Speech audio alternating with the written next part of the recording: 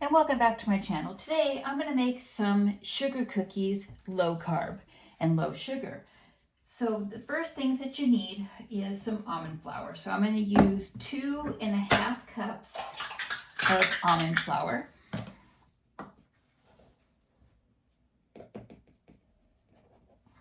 That's 1 cup.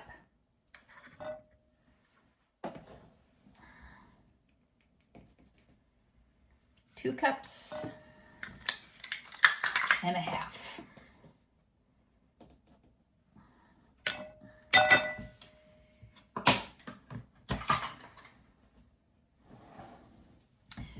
And then I'm not using any salt or anything like that, so it's just going to be the almond flour in there.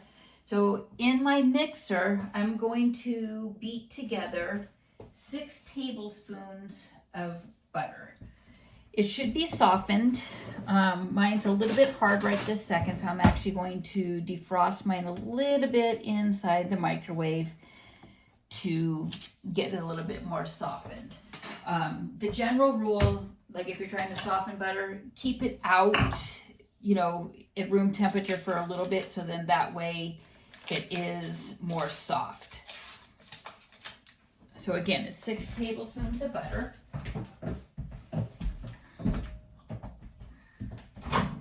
And if your butter is not softened, on my microwave, I'm going to put it on high, and I'm going to cook it for about 20 seconds, just to get it a little bit softened that I can manage with it a little bit more. And then I'll check it after the 20 seconds, and then if it's still not softened enough, then I will add maybe another 10 seconds.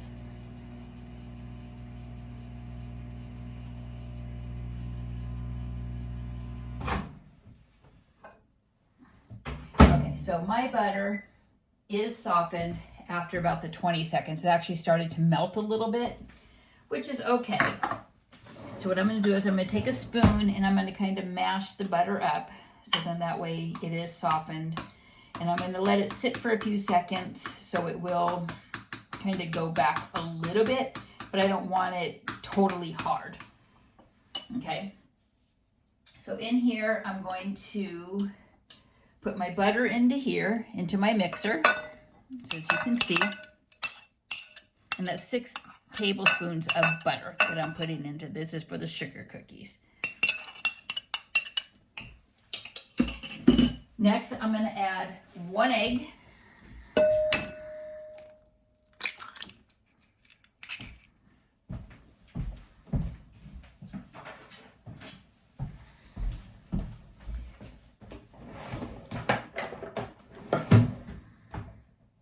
And some vanilla extract. I'm going to add a 1/2 teaspoon of vanilla extract to my egg and butter mixture that I have in here.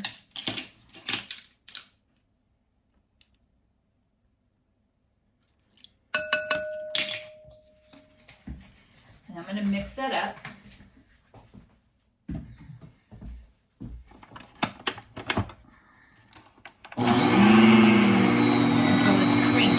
I'm mixing the egg, sorry if it's loud, but I'm mixing the egg and the vanilla extract together to make it so it's creamy.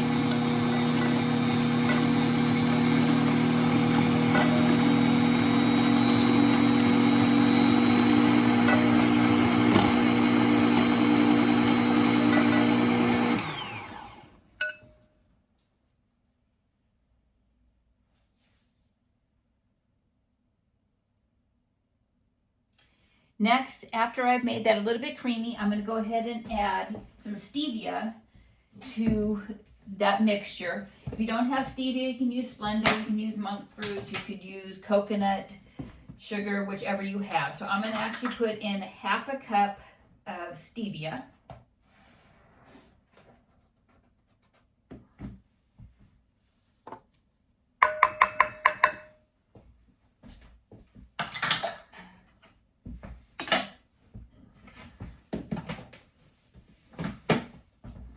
And then I'm going to mix it again. So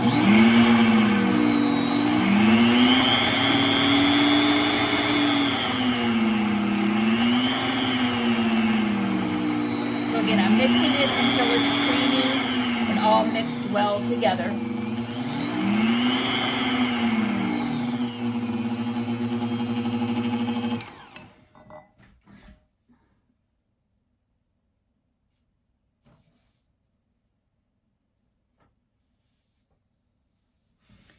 Okay, next you're gonna need some parchment paper so you can put the dough in after you're done mixing in here. I'm actually gonna put it on the counter here. I will move it around so you'll be able to see what I'm doing as well. Move the almond flour out of the way here. Okay, so over here I've got my parchment paper ready. So now I'm going to take the almond flour and I'm going to gently put that into the mix here.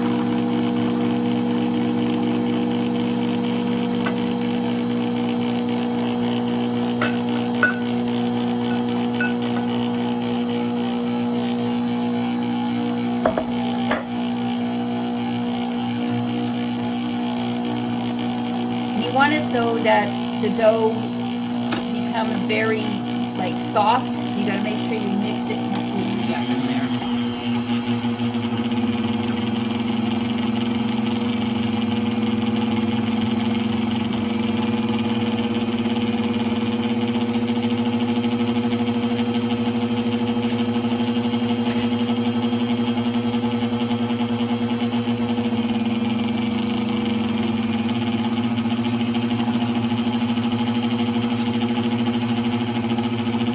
Notice I'm going very slow and mixing the dough so that you can see that it's starting to get more mixed as we go here.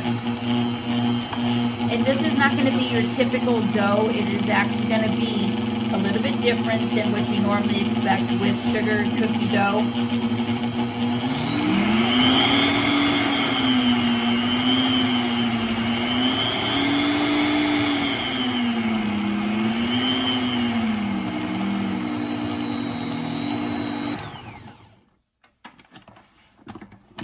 Okay, so as you can see, my dough is fairly stiff, fairly chunky.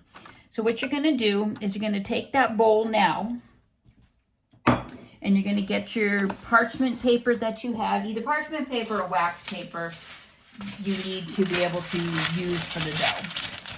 So I'm going to take my dough that I just made, and I'm going to put it onto my parchment paper.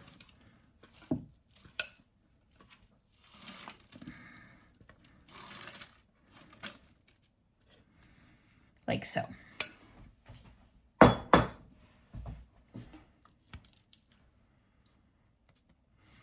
like I said, you can see that it's not, like your typical doughs that you're normally used to. So what you're going to do is you're going to take it and you're going to kind of form it into a mound onto your paper here.